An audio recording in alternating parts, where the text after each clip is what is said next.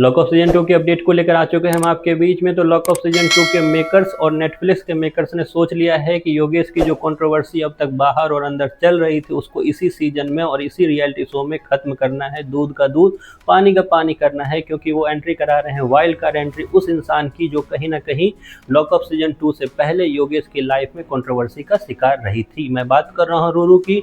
रूरू की होने वाली है इस सीजन में वाइल्ड कार्ड एंट्री। दूसरी वाइल्ड कार्ड एंट्री में ये एंट्री सच में वाइल्ड होने वाली है। किस रूप से?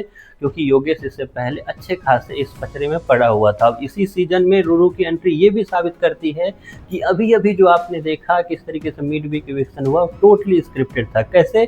इसको इस नज़र से समझते हैं कि मेकर्स ने एक प्लानिंग की कि योगेश को फर्स्ट राउंड में रखा जाएगा, 3 वीक तक रखा जाएगा। किसके साथ? आकांक्षा के साथ। और ये दिखाया जाएगा कि दोनों के बीच में आखिरकार है क्या। कई बार फराह खान ने और कई बार गेस्ट ने भी बोला, कंगना ने भी आकर बोला है कि अगर वो लड़की इतना ही एक तरह से तुम्हें चाहती है और अगर तुम उसे चाहते हो तो खुलकर इस चीज़ को एक्सेप्ट करो, दुनिया से क्या डरना। लेकिन पिछले 2 से ढाई वीक में योगेश और आकांक्षा ने अपनी जो रूप थी, जो बाहर था उनका, वही रूप को उन्होंने कैरी आउट किया। लेकिन अब जो है मेकर्स उसमें सेकेंड राउंड खेलने जा रहे हैं।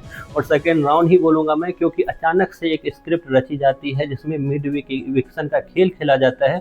उसमें 2 इंसान जो होते हैं वो इविक्शन का शिकार होते हैं। लेकिन अचानक से वो माधुरी जो अभी 2 सप्ताह पहले इस शो में आई है, अचानक से उसे कहा जाता है कि अगर आप चाहो म्यूचुअल अंडरस्टैंडिंग से तो कोई एक बाहर जा सकता है और एक अंदर रह सकता है। वो माधुरी अचानक से मान जाती है उस इंसान के लिए जो अभी अभी उसी वीक उसके जो बेड पे एक तरह से पानी फेंकना हो, उसके साथ बदतमीजी करना हो, फिर चाहे गुस्से में ही क्यों ना हो, उन्होंने किया तो ज़रूर। लेकिन वो माधुरी अचानक से मान जाती है और ये बोलकर चली जाती है कि मैं काफ़ी ज़्यादा सॉफ्ट हार्टेड हूँ और इसलिए मैं मानती हूँ कि आकांक्षा को यहाँ रुकना चाहिए। आकांक्षा का रुकना तय था पहले से ही, क्योंकि आकांक्षा का खेल अभी पूरी तरह से ख़त्म नहीं हुआ था। मेकर्स उसका और ज़्यादा यूज करने वाले थे, तो अचानक से आकांक्षा का रुकना होता है। आकांक्षा को रोकने के बाद डायरेक्ट एंट्री नहीं कराई जाती है लॉक ऑफ सीजन 2 में। क्यों? क्योंकि आकांक्षा को एक तरह से रियलिटी चेक देना है, या यूँ बोलूँ कि पब्लिक को रियलिटी चेक देना है, या फिर यूँ बोलूँ कि दोनों को नहीं एक तरह से नया खेल फिर से रचना है जो अभी अभी MTV स्प्लिट्सविला में फंसते हुए नजर आए योगेश। अगर आपने MTV स्प्लिट्सविला देखा तो वहाँ आपको समझ में आया होगा कि ये लव ट्रायंगल जो चल रहा था, आकांक्षा योगेश के पीछे, योगेश रूरू के पीछे, रूरू लास्ट में लड़ाई कर ली योगेश के साथ, फिर आकांक्षा और रूरू में कुछ भी हाथ नहीं लगा योगेश के। तो ये सारी चीज़ें अगर आपने नोटिस इससे पहले सोशल मीडिया पे की है तो वही सब चीज़ें तैयार हो जाओ दोबारा देखने के लिए, क्योंकि योगेश को लग रहा है आकांक्षा चली गई।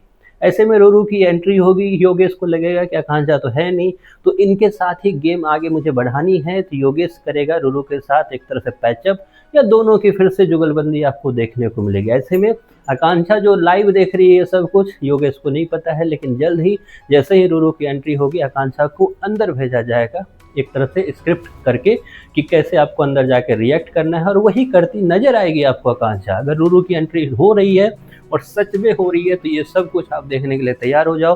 फिर से योगेश को फंसते हुए देखने के लिए तैयार हो जाओ, फिर से योगेश की इज्जत का फजीहत होने के लिए तैयार हो जाओ आप लोग। क्योंकि स्प्लिट्सविला 16 अगर आपने देखा है तो आपको वहाँ पे बुरा जरूर लगा होगा योगेश के लिए, क्योंकि अचानक से मेकर्स ने वहाँ पर भी योगेश की इमेज के साथ खेला, अचानक से यहाँ पर भी मेकर जो है योगेश के इमेज के साथ खेल रहे हैं। और ये योगेश को पता है अगर तो और अच्छी बात है, अगर नहीं पता है तो शायद उससे इन सब चीज़ों का पार्ट नहीं बनना चाहिए। आपको क्या लगता है, आपकी क्या सोच है मेरी इस बात पे? क्या आप भी सहमत हो? इसके बारे में आपकी जो भी राय है कमेंट बॉक्स में ज़रूर बताएं।